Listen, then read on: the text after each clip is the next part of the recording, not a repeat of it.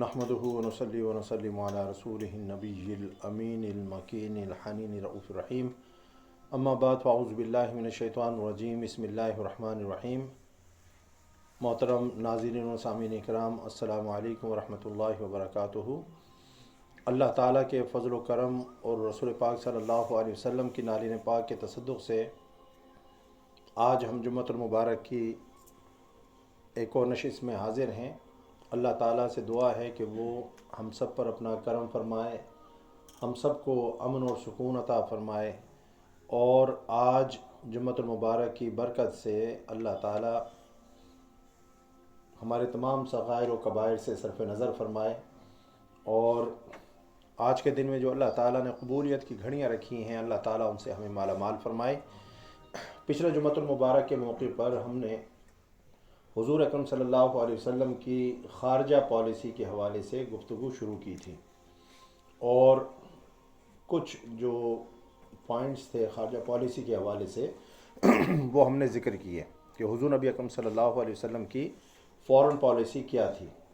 क्योंकि हुज़ूर नबी अकरम सल्लल्लाहु अलैहि वसल्लम जब मदीना तशरीफ़ लाए तो आप सल्लल्लाहु अलैहि वसल्लम ने रियासत मदीना की बुनियाद रखी।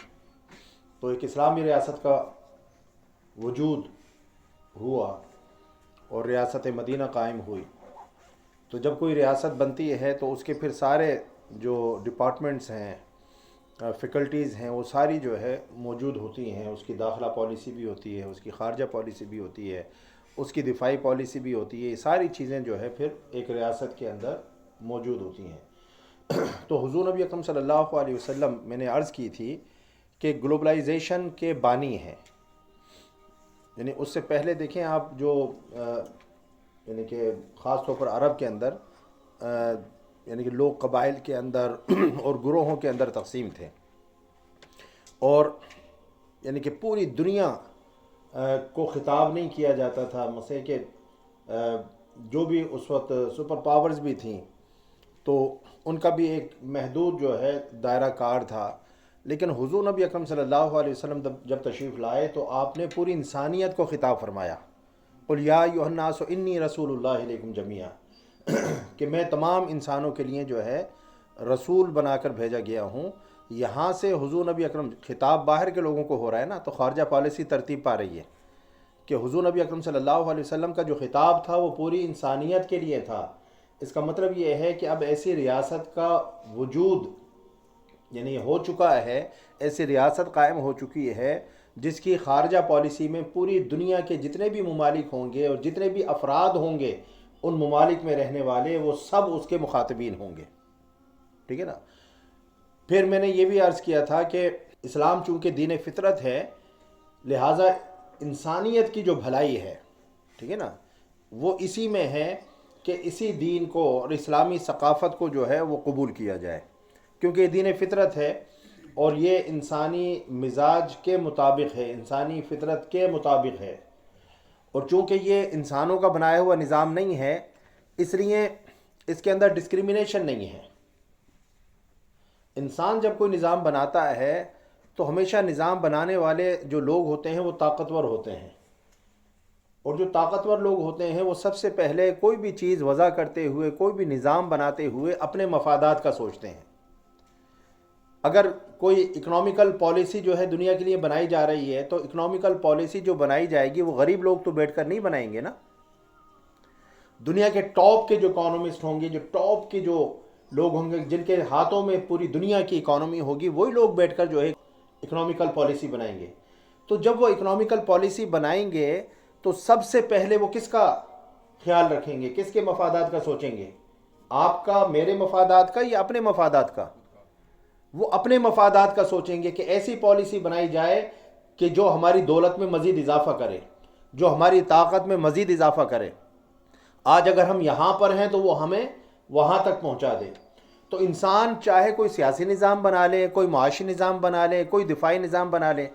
अब मिसाल एक जो बड़े ताकतवर मुल्क हैं, जब वो दिफाई निज़ाम बनाएंगे तो क्या वो ऐसा होगा जिसमें सारे जो कमज़ोर मुल्क हैं सबको अपने दिफा का हक़ हासिल हो जाए, सब मजबूत हो जाएं, और कोई किसी के ऊपर जो है हमला आवर होने की जुर्रत ना कर सके? ऐसा निज़ाम वज़ा होगा? نہیں، ایسا نظام وضع ہوگا جس میں وہ جو اسٹرانگ ملک ہیں وہ مزید طاقتور ہو جائیں اور جو کمزور ہیں وہ ہمیشہ ان کے اشاروں کے اوپر ناچتے رہیں۔ تو دیکھیں، جب بھی انسان کوئی نظام بنائے گا تو جو طبقہ وہ نظام بنا رہا ہے وہ سب سے پہلے اپنے مفادات کا خیال رکھے گا، لیکن جو نظام اللہ نے بنایا ہے تو اللہ کا بنایا ہوا نظام وہ ساری مخلوق کے لیے ہے۔ اللہ کی نگاہ میں کوئی غریب اور کوئی امیر نہیں ہے، کوئی طاقتور اور کوئی کمزور نہیں ہے۔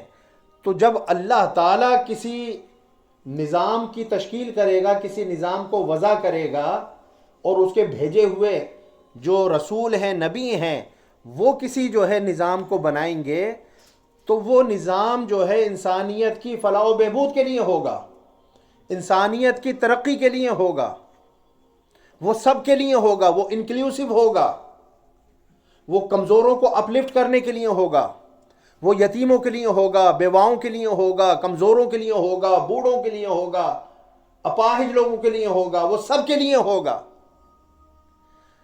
تو چونکہ جو ہے اسلام کا جو نظام ہے وہ کسی انسان کا بنایا ہوا نہیں ہے، یہ سارا نظام اللہ تعالیٰ کے احکامات اور اس کی جو یعنی کہ گائیڈنس ہے اس کی روشنی کے اندر تشکیل پایا ہے۔ اس لیے وہی نظام سب سے بہتر ہے جو اللہ اپنی مخلوق کے لیے بنائے، کیونکہ اللہ تعالیٰ جو ہے ہر ایک سے پیار کرتا ہے۔ اس دنیا کے اندر وہ کافر کو بھی دیتا ہے، اس دنیا کے اندر وہ اس کو بھی دیتا ہے جو اس کے وجود کا انکاری ہے، اور اس دنیا کے اندر وہ مسلمانوں کو بھی دے رہا ہے۔ تو اس طرح کی ڈسکریمنیشن نہیں ہے کہ اللہ تعالیٰ نے ایسا نظام وضع کر دیا کہ جس میں جو اس کو مانے گا اس کو وہ دے گا، جو نہیں مانے گا اس کو وہ دینے سے جو ہے منع فرما دے گا۔ نہیں، یہاں پر تو یہ ہوتا ہے کہ ہماری قوت کو، ہماری بالادستی کو، ہماری سپریمیسی کو آپ قبول کریں تو آپ کو گرانٹس بھی ملیں گی، آپ کو لون بھی ملیں گے، آپ کے لیے ساری جو ہے راستے ہموار کر دیے جائیں گے۔ لیکن اگر آپ ہمارے بلاک سے نکل کر کسی اور بلاک میں جانے کی کوشش کرتے ہیں تو آپ کے اوپر یہ بھی پابندی ہوگی، یہ بھی پابندی ہوگی، یہ بھی پابندی ہوگی۔ ایسا ہے یا نہیں؟ میں اشارے صرف آپ کو دے رہا ہوں، باقی آپ سمجھدار ہیں، دنیا کے اندر جو ہو رہا ہے وہ آپ کو بھی پتہ ہے۔ تو ہمارے بلاک میں رہو گے تو یہ ساری مراعات ملیں گی۔ یہ دجالی نظام ہے۔ جس طرح جب دجال آئے گا نا تو جو اس کا کلمہ پڑھیں گے، جو اس کو خدا مانیں گے، وہ اس کو جو ہے خزانے دے گا، جو کہ خزانے نہیں ہوں گے لیکن بظاہر وہ خزانے دے گا، اور جو اس کا انکار کریں گے اس کو جو ہے وہ قتل کرے گا، مارے گا۔ تو یہ جو دنیا کے اندر نظام ہے وہی دجالی نظام ہے۔ وہ جو دجال آخر میں آئے گا وہ اسی نظام کی پیداوار ہوگا، اسی نظام کو پروٹیکٹ کرنے والا ہوگا، اسی نظام کو مزید آگے لے جانے والا ہوگا۔ یہ بات سمجھ آ گئی اب؟ تو یہ سارا دجالی نظام فریب کا نظام، ڈسیپشن کا نظام، جس میں ڈسیپشن ہے، دھوکہ ہے، جس میں فراڈ ہے، جس میں کرپشن ہے، جس میں جو ایکسپلائٹیشن ہے، جس کے اندر غریب مزید غریب ہوتا ہے، امیر امیر تر ہوتا چلا جاتا ہے۔ تو یہ دھوکہ دہی کا نظام ہے، ٹھیک ہے نا؟ ہمارے ہاتھوں میں کاغذ کے نوٹ پکڑا دیے ہیں جناب، سب خوش پھر رہے ہیں، 12 گھنٹے کام کر رہے ہیں، کاغذ کے نوٹ جو ہے ہاتھ میں آ جاتے ہیں۔ اس سے ایسا نظام انہوں نے چلا دیا ہے کہ بس الامان والافیز، اور سارے جو سونے کے ذخائر ہیں وہ خود جو ہے قبضہ کیے بیٹھے ہوئے ہیں، وہ نہیں نکالتے۔ وہ منوں ٹنوں کے حساب سے اپنی تجوریوں کے اندر، اپنے حکومتی اور اسٹیٹ کے خزانوں کے اندر انہوں نے رکھے ہوئے ہیں، ہمیں جو انہوں نے کاغذ پکڑا دیے ہیں، کھیلتے رہو اس سے۔ یہ ہے اکنامیکل سسٹم، ایسا ہی ہے نا جی۔ اب حضور نبی اکرم صلی اللہ علیہ وسلم جب یہ بات ہم سمجھ گئے کہ اسلام دین فطرت ہے اور اسلام کے نظام کے اندر ہی انسانیت کی فلاح و بہبود ہے، تو اس نظام کو ہی جو ہے پریوین ہونا چاہیے، اس نظام کو ہی ڈومیننٹ ہونا چاہیے، تاکہ تمام انسانیت کی بھلائی ہو اور تمام انسانیت جو ہے فلاح و بہبود حاصل کرے۔ تو اب حضور نبی اکرم صلی اللہ علیہ وسلم کی خارجہ پالیسی کا جو ایک نقطہ تھا، هو الذی ارسل رسولہ بالہدی ودین الحق لیظہرہ علی الدین کلہ، وہ یہ تھا کہ چونکہ اسلام دین فطرت ہے اور اس میں پوری انسانیت کی بھلائی ہے، اس لیے اس نظام کا غلبہ اور اس کی جو بالادستی ہے، سپریمیسی ہے، اس کی راہ میں جو حائل رکاوٹیں ہیں ان کو ختم کرنا، ان کو ختم کرنا۔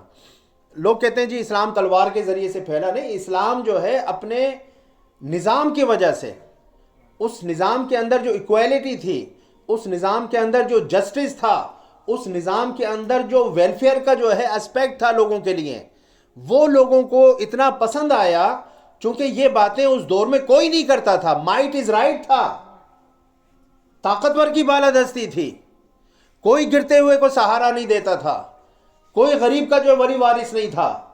حضرت عمر فاروق رضی اللہ تعالی عنہ نے سب سے پہلے یہ جو سوشل سسٹم اور ویلفیئر سسٹم ہے دنیا کے اندر، ریاست مدینہ کے اندر قائم کیا گیا، جس کے اندر اگر کوئی بیوہ ہے اس کو جو بینیفٹس ملتے ہیں، کوئی اورفن ہے اس کو بینیفٹس ملتے تھے، کوئی بندہ کام کرنے کے قابل نہیں رہتا تھا، بوڑھا ہو جاتا تھا، اس کو بینیفٹس ملتے تھے، جو ڈسیبل ہوتے تھے ان کو بینیفٹس ملتے تھے۔ ریاست جو ہے اپنے جو یعنی کہ افراد تھے ان کی کفالت کرتی تھی۔ ویلفیئر اسٹیٹ کا کانسیپٹ دنیا کے اندر کہیں تھا ہی نہیں۔ پہلے کانسیپٹ کیا تھا؟ پہلے کانسیپٹ یہ تھا کہ جس سے بادشاہ راضی ہوگا اس کے لیے خزانوں کے منہ کھول دیے جائیں گے، چاہے وہ ڈیزرو کرتا ہے یا نہیں کرتا۔ کسی نے بادشاہ کے لیے بہت اچھا جو ہے کوئی کلام لکھ دیا، کسی نے بادشاہ کا کسی بھی انداز میں دل خوش کر دیا، بادشاہ نے کہا اتنی 1000 اشرفیاں اس کو دے دی جائیں۔ لیکن ایک غریب بندہ جس کے پیٹ میں جو کھانا نہیں ہے، جس کی فیملی کے لیے جو ہے مواقع نہیں ہے روزگار کے، اور وہ بھوکوں مر رہے ہیں، اس سے جو بادشاہ کو غرض نہیں ہے، وہ اپنے محل میں بیٹھا ہوا جناب اپنے وزیروں کے ساتھ مستیاں کر رہا ہے۔ یہ نظام تھا۔ اور اسلام کا نظام کیا ہے کہ حضرت عمر فاروق رضی اللہ تعالیٰ عنہ اپنی پیٹھ کے اوپر اناج رکھ کر جو ہے لوگوں کو گھروں میں اناج پہنچا رہے ہیں۔ اب بات سمجھ رہے ہیں؟ حضرت عمر فاروق رضی اللہ تعالیٰ عنہ کے دور میں قانون یہ تھا، یہ جو آپ کو چائلڈ بینیفٹس ملتے ہیں، بچہ پیدا ہوتا ہے تو یہاں پر کیا ہے کہ پیدا ہوتے ہی بچے کے بینیفٹس ملنے شروع ہو جاتے ہیں، چائلڈ بینیفٹس جو ہے جس کو کہا جاتا ہے۔ حضرت عمر فاروق رضی اللہ تعالیٰ عنہ نے یہ قانون سب سے پہلے بنایا تھا، لیکن ان کے دور میں قانون یہ تھا کہ جس وقت تک ماں، چونکہ 2 سال تک تو ماں نے رضاعت کرنی ہے نا، اپنا دودھ پلانا ہے، تو 2 سال تک جب تک وہ بچہ دودھ پی رہا ہے اس کے بینیفٹس اسٹیٹ سے شروع نہیں ہوتے تھے۔ جب ماں بچے کو جو ہے دودھ چھڑاتی تھی اس کے بعد اس کے چائلڈ بینیفٹ شروع ہو جاتے تھے۔ یہ حضرت عمر فاروق کا قانون تھا۔ ایک مرتبہ حضرت عمر فاروق اپنی رعایا کی جو ہے خبرگیری کے لیے رات کو نکلا کرتے تھے، خود جو بھیس بدل کر گشت کیا کرتے تھے، گلیوں میں پھرا کرتے تھے، تاکہ جو ہے پتہ لگے کہ لوگوں کے حالات کیا ہیں، لوگ حکومت کے بارے میں کیا سوچتے ہیں۔ تو دیکھا کہ ایک گھر سے جو ہے بچے کے رونے کی آواز آ رہی ہے اور بچہ بلک بلک کر رو رہا ہے، لیکن ماں اس کو دودھ نہیں دے رہی۔ تو جب کافی دیر ہو گئی اور ماں نے بچے کو دودھ نہیں دیا تو حضرت عمر فاروق رضی اللہ تعالیٰ عنہ، چونکہ جو ریاست کا سربراہ ہوتا ہے وہ باپ کی طرح ہوتا ہے۔ وہ کس طرح ہوتا ہے؟ وہ باپ کی ہیڈ آف دا اسٹیٹ، وہ باپ ہوتا ہے، پوری ریاست کے افراد کا وہ باپ ہوتا ہے۔ آپ نے دروازہ کھٹکھٹایا، اس عورت سے پوچھا کہ کیا وجہ ہے، تیرا بچہ دودھ کے لیے رو رہا ہے، بلک رہا ہے، تو اس کو دودھ کیوں نہیں دیتی، اس کو چپ کیوں نہیں کراتی؟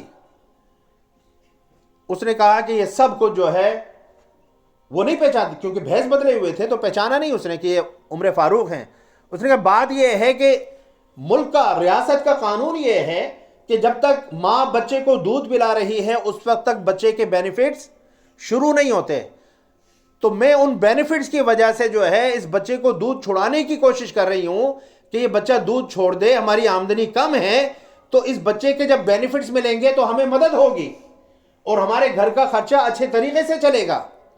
حضرت عمر فاروق رضی اللہ تعالیٰ عنہ کانپ گئے، کانپ اٹھے، لرز اٹھے، اور اپنے دل کے اندر جو ہے خود سے مخاطب ہو کر کہنے لگے کہ اے عمر، آج تیری وجہ سے ایک ماں اپنے بچے کو دودھ نہیں پلا رہی اور بچے کو دودھ چھڑانے کی کوشش کر رہی ہے۔ یہ تیرے قانون کا سقم ہے، تیرے قانون کی کمزوری ہے۔ اگر یہ قانون نہ ہوتا تو کم از کم ماں اپنے بچے کو دودھ تو پلاتی۔ آپ نے قانون کو تبدیل فرما دیا اور قانون کو تبدیل فرما کر آپ نے کہا کہ اب جس دن سے بچہ پیدا ہوگا بچے کے جو بینیفٹس ہیں اسی دن سے شروع ہوں گے. آج ہم کہتے ہیں کیا بات ہے جناب یو کے کی, کیا بات ہے جناب فلاں ملک کی, کیا بات ہے یورپ کی, مزے آتے ہیں جناب. بچے پیدا ہوتے ہیں تو بینیفٹس ملتے ہیں, کام نہیں ہے جاب لیس ہیں تو بینیفٹس ملتے ہیں, بوڑھے ہو گئے تو بینیفٹس ملتے ہیں, ڈسیبل ہو گئے تو بینیفٹس ملتے ہیں, گھر نہیں ہے تو چھت مل جاتی ہے. یہ سارے قوانین حضور اکرم صلی اللہ علیہ وسلم کی ریاست مدینہ کے اندر موجود تھے. آج سے 1400 سال پہلے جب دنیا جو ہے تاریکیوں میں تھی, جب ظلم ہو رہا تھا, لوگوں کے حقوق سلب کیے جا رہے تھے, اس وقت اسلام لوگوں کو ان کے حقوق دے رہا تھا. کچھ پڑھا کریں, اپنی تاریخ پڑھیں, اپنی ہسٹری پڑھیں, ایک روشن ماضی ہے. وہ معزز تھے زمانے میں مسلمان ہو کر, اقبال نے کہا نا, وہ معزز تھے. ہمارے جو آباء و اسلاف تھے, ہمارے فور فادرز تھے, ان کے بارے میں اقبال نے کہا وہ معزز تھے زمانے میں مسلمان ہو کر, اور ہم خار ہوئے تارک قرآن ہو کر. جب سے ہم نے اپنی زندگیوں سے قرآن کو نکالا ہے, حضور کی سیرت کو نکالا ہے, حضور کے اسوہ کو, حضور کی سنتوں کو نکالا ہے, حضور کی تعلیمات سے منہ موڑا ہے, اللہ اور اس کے رسول اور اس کی رحمتوں نے ہم سے منہ موڑ لیا ہے. کیا خدا تبدیل ہو گیا ہے؟ نعوذ باللہ. اس کا نبی تبدیل ہو گیا ہے, اس کی رسالت آج موجود نہیں. انا خاتم النبیین, میں آخری نبی ہوں. اور اب حضور کی رسالت کا جو دائرہ کار ہے وہ ساری دنیا پر قیامت تک کے لیے ہے. تو نہ خدا تبدیل ہوا, نہ اس کا رسول تبدیل ہوا, نہ اس کا دین تبدیل ہوا, نہ اس کا قرآن تبدیل ہوا, نہ اس کے رسول کی سیرت تبدیل ہوئی. کیا تبدیل ہوا ہے؟ بولے, ہم تبدیل ہو گئے ہیں. ہم وہ مسلمان نہیں رہے, ہم وہ مومن نہیں رہے جن پر اللہ کی رحمتیں برستی تھی بارش کی طرح, جن کے لیے یہ تھا کہ دشت و دشت ہے دریا بھی نہ چھوڑے ہم نے, بحر ظلمات میں دوڑا دیے گھوڑے ہم نے. جہاں پر مسلمان قدم بڑھاتا تھا فتح و نصرت اس کا مقدر بنتی تھی. وہ کیوں بنتی تھی؟ وہ مسلمان تھے, وہ مومن تھے, وہ سرتا پاں چلتے پھرتے اسلام کے سفیر تھے. آج ہمیں کوئی دیکھ کر اسلام کی طرف راغب ہوگا؟ کیا ہمارے اخلاق ہیں؟ ہمارے اندر صداقت نہیں ہے. حضور صادق اور امین تھے نا, سچ بولتے تھے. نہ صداقت ہے نہ امانت ہے. آج کوئی چیز ہمارے پاس امانت کے طور پر رکھوا دی جائے, ہم واپس کرنے کے لیے تیار ہوتے ہیں؟ بولے نا, صداقت ہم سے جاتی رہی, امانت ہم سے جاتی رہی, عدالت ہم سے جاتی رہی, سب کچھ ہم سے چھین گیا. تو ذلیل و رسوا نہ ہو, دھتکارے نہ جائیں, تو پھر کیا ہو؟ اس دنیا میں تو جو ہو رہا ہے, آخرت میں جب جائیں گے تو پھر کیا ہوگا؟ آپ بات سمجھ رہے ہیں؟ تو حضور نبی اکرم صلی اللہ علیہ وسلم کی جو ہے خارجہ پالیسی کا دوسرا نقطہ کیا تھا کہ اسلام کا غلبہ اور اس کی بالادستی کی راہ میں جو بھی حائل رکاوٹیں ہوں, ان رکاوٹوں کو جو ہے دور کیا جائے, ان کو ختم کیا جائے. ٹھیک ہے نا؟ دیکھیں نا, آپ گھر کے اندر کوئی سسٹم بناتے ہیں, اگر اس کے اندر کوئی رکاوٹ آتی ہے تو آپ اس رکاوٹ کو دور کرتے ہیں یا نہیں کرتے؟ یہ آپ کا کام ہے اس رکاوٹ کو دور کرنا. تو اب 3 چیزیں تھیں. کتنی؟ 3 چیزیں تھیں. نمبر 1, 3 آپشنز رکھی جاتی تھیں. یا تو اسلام قبول کر لو, اس دین کو قبول کر کے دین فطرت کے اندر آ جاؤ, اللہ کی بندگی میں آ جاؤ, اس کے محبوب کی جو ہے تابعداری کے اندر آ جاؤ, اسلام قبول کر لو. ابھی جنگ نہیں ہے, دین قبول کر لو, کیونکہ یہ وہ دین ہے جو انسانیت کی فلاح و بہبود کے لیے ہے. یہ وہ دین ہے جو سب کے لیے ایکول ہے, اس کے اندر کوئی ڈسکریمنیشن نہیں ہے.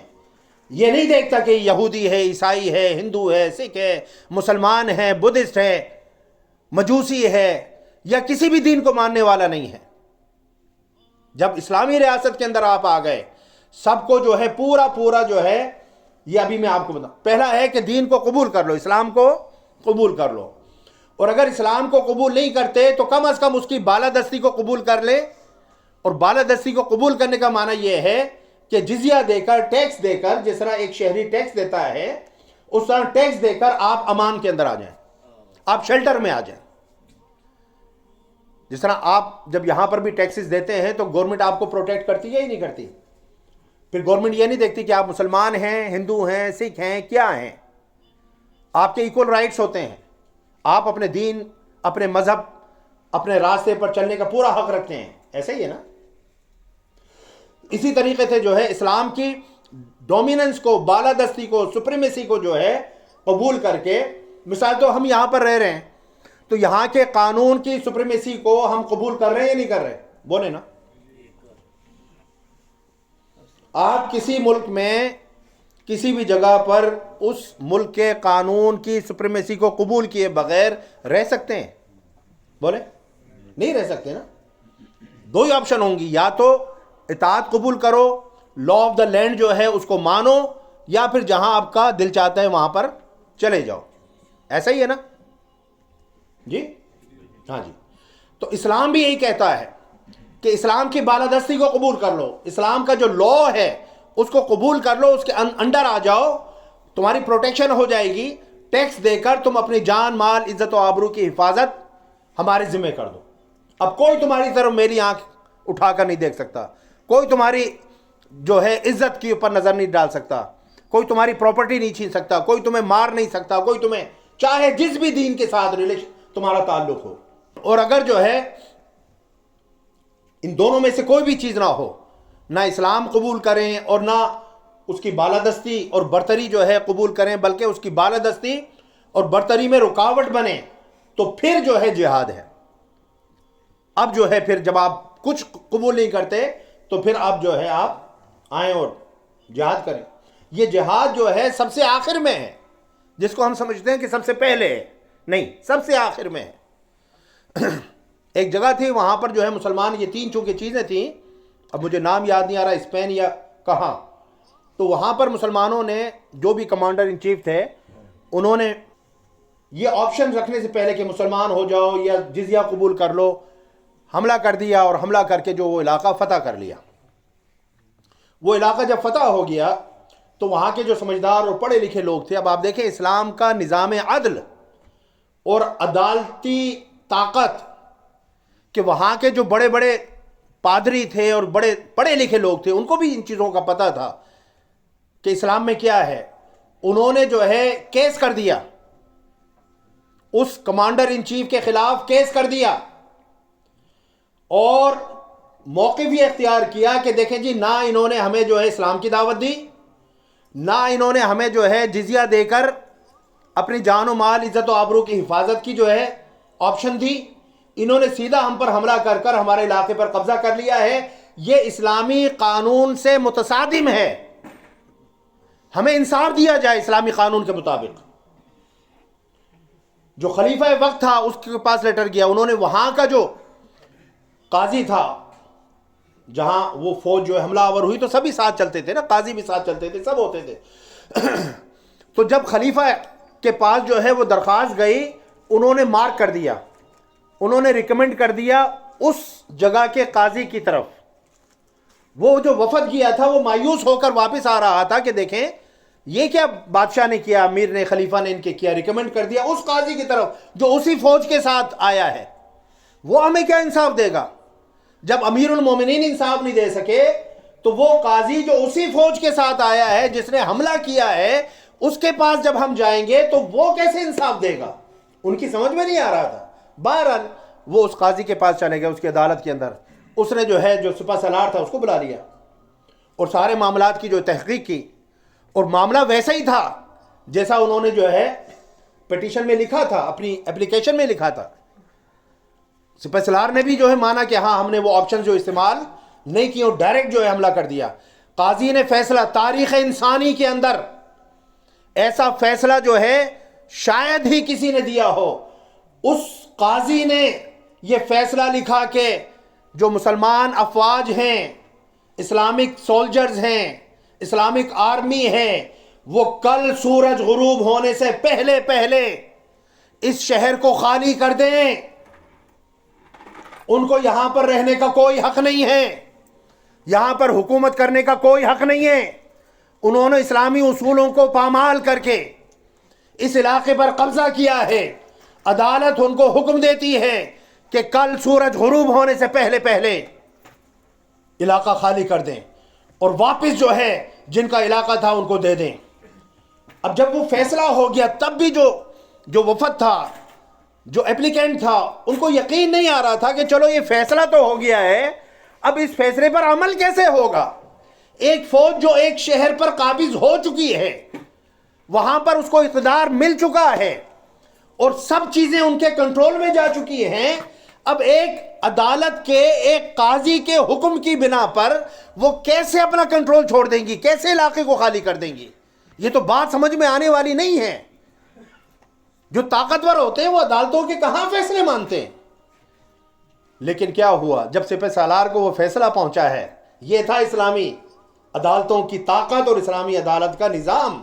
جب وہ فیصلہ جو ہے سپہ سالار کو پہنچا کہ قاضی صاحب نے یہ حکم دیا ہے کہ شہر کو خالی کر دیا جائے اور کنٹرول واپس جو ہے ان کو دے دیا جائے جن سے لیا تھا، اس نے اپنی فوج کو حکم دیا کہ کوچ کی تیاری کرو، کوچ کی تیاری کرو، شہر کو چھوڑنے کی تیاری کرو۔ حضرات محترم، تاریخ انسانی نے دیکھا کہ یہاں پر سورج جو ہے طلوع ہو رہا تھا اور اسلامی سپاہ جو ہے وہ علاقہ خالی کر رہی تھی، شہر خالی کر رہی تھی، شہر خالی کر رہی تھی۔ اور وہ جو عیسائی تھے جن کے اوپر انہوں نے قبضہ کیا تھا، وہ دیکھ رہے تھے یہ انسان کیسے انسان ہے، یہ کہاں سے آئے ہیں، یہ کیا ہے؟ طاقت ہونے کے باوجود، کنٹرول حاصل کرنے کے باوجود، شہر کو فتح کرنے کے باوجود، اتنی جو ہے حکم کی پاسداری، اتنی آج انکساری کہ ایک قاضی نے جو ہے فیصلہ دیا، ایک رقعہ لکھ کر دیا ہے شہر خالی کر دو، اور یہ شہر کو خالی کر کے جا رہے ہیں۔ انہوں نے پاؤں میں پڑ گئے، قدموں میں پڑ گئے کہ خدا کے لیے ہمارا شہر چھوڑ کر مت جاؤ، ہمیں بے آسرا چھوڑ کر مت جاؤ۔ یہ تو اللہ کا ہم پر کرم ہے کہ تم جیسے لوگ اللہ نے ہمیں عطا فرما دیے۔ تمہیں حق ہے کہ تم ہم پر حکمران نہیں کرو، تمہیں حق ہے کہ اس شہر کے تم بادشاہ ہو۔ جس قوم کے اندر اتنا عدل ہو، اتنا انصاف ہو، اتنے حقوق کی پاسداری ہو، یہ تو ہماری بدقسمتی ہوگی اگر تم یہاں سے چھوڑ کر چلے گئے۔ انہوں نے ہاتھ جوڑ کر معافی مانگ کر اور کہ ہم اپنا کیس واپس لیتے ہیں، اپنا مقدمہ واپس لیتے ہیں، آؤ واپس اور ہمارے اس شہر کے اندر تم حکومت کرو، ہم تمہاری رعایا ہیں۔ عیسائی بھی بولے، یہودی بھی بولے، سارے مذاہب کے لوگ بولے کہ تم مسلمان ہو یا جو بھی ہو، لیکن تم ہو جو ہمارے حقوق کی پاسداری کر سکتے ہو، حفاظت کر سکتے ہو، تو ہم تمہیں ریکویسٹ کرتے ہیں کہ آؤ اور آ کر جو ہے تم جو ہے کنٹرول سنبھالو۔ یہ تھا اسلام، یہ تھا اسلام۔ آج مسلمان سے تنگ ہے، آج مسلمان کے حقوق پر ڈاکہ ڈال رہا ہے۔ پاکستان میں جو ہمارے حکمران طبقے کے لوگ ہیں، جو اب ہوں یا پیچھے ہوں یا ان سے پیچھے ہوں، 72 سالوں میں 73 سالوں میں جو آئے وہ کون تھے؟ عیسائی تھے، یہودی تھے، ہندو تھے، کافر تھے، سکھ تھے، کون تھے؟ مسلمان تھے۔ آج جو 120-30 بلین ڈالر کا ملک کے اوپر قرضہ جو ہے چڑھایا ہوا ہے، وہ قرضے پاکستان کے اوپر لگے ہوتے تو سونے کی سڑکیں ہوتی۔ کہاں گئے وہ پیسے؟ نہ عوام پوچھتے ہیں۔ جن کا خون چوسا جا رہا ہے، وہ بھی ایک وقت آتا ہے نا جن کا آپ زہر کی جو اگر کسی کو نشے کی عادت ڈال دیں، حالانکہ ہے تو زہر، ہے تو موت، لیکن جب وہ عادی ہو جاتا ہے نا تو اس کو جب تک وہ نشہ نہ دیا جائے وہ چل نہیں سکتا۔ اور جو اس کو نشہ دیتا ہے وہ اس کو اپنا دوست سمجھتا ہے، ایسا ہے یا نہیں؟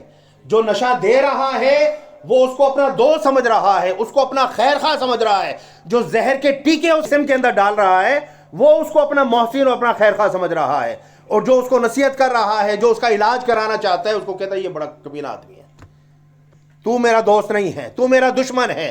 اور جو دشمن ہے، جو زہر دے رہا ہے، اس کو کہتا ہے یہ میرا دوست ہے۔ آج ہماری بھی جو ہے شعوری کیفیت یہی ہو چکی ہے۔ جو ہمارے دشمن ہیں، جو ناسور ہیں، جو ملک کو جو ہے کھانے پر تلے ہوئے ہیں، ان کو ہم اپنا محسن سمجھتے ہیں، ان کو ہم اپنا لیڈر مانتے ہیں، ان کے لیے اپنی جانیں دیتے ہیں، ان کے ڈھولوں کی تھاپ پر ہم رقص کرتے ہیں۔ اور جو کہے کہ جناب یہ نظام برا ہے، اس کو سمندر برد کر دیا جائے، اٹھو کھڑے ہو، ان کو کہتے نہیں ایسا ایدا کی کام حکومت کرن دا، ایدا کی کام سیاست کرن دا، اے مولویاں دا کام نہیں ہے، اے اچھے لوگوں کا کام نہیں ہے، سیاست برے لوگوں کا کام ہے، کرپٹ لوگوں کا کام ہے۔ عزتیں لوٹنے والے کا کام ہے، قتل و غارت کری کرنے اور ان کی پناہ دینے والوں کا کام ہے، ان لوگوں کا کام ہے۔ تو بھئی بات یہ ہے کہ بلی کو اگر دودھ پر رکھوالی کے لیے بٹھاؤ گے اور یہ توقع کرو گے کہ تمہارا دودھ بچ جائے گا، تو پھر بیوقوف کون ہے؟ بلی تو بیوقوف نہیں ہے، وہ تو دودھ پیے گی کیونکہ اس کو موقع مل گیا ہے۔ بیوقوف کون ہے؟ بیوقوف وہ شخص ہے جس نے بلی کو یا بلے کو دودھ کی رکھوالی پر بٹھایا ہے۔ بھائی اس کا کام ہی دودھ پینا ہے، چور کا کام چوری کرنا ہے، ڈاکو کا کام ڈاکہ ڈالنا ہے۔ وہ کیوں چوری چھوڑے گا؟ وہ کیوں ڈاکہ ڈالنے سے باز آئے گا؟ بیوقوف تو میں اور آپ ہیں جو اپنا مال ایک چور کے پاس رکھوا کر کہتے ہیں کہ اس کی حفاظت رہے گی۔ تو اسلام کا جو ہے جو خارجہ پالیسی تھی اس کے دو نکات جو ہے آج ہم نے بیان کیے۔ انشاءاللہ اگلے جمعۃ المبارک کے موقع پر ہم اس کے مزید جو نکات ہیں جو انسانیت کی فلاح و بہبود کے لیے تھے ہم اس کو جو ہے بیان کریں گے۔ اللہ تعالی ہم سب کو جو ہے سمجھ کی توفیق عطا فرمائے۔ وما علیہ الا البلاغ۔